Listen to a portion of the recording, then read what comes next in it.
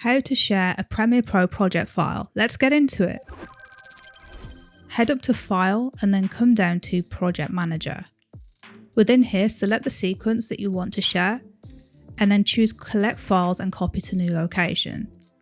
Under Options, you can check all that apply to you. For example, if you've got unused clips, you can exclude them from this, and you can include audio conform files.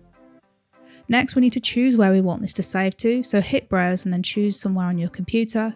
You can then hit Calculate on disk space for this to give you an idea of how much space this will take, and then choose OK. You will need to save your project to do this.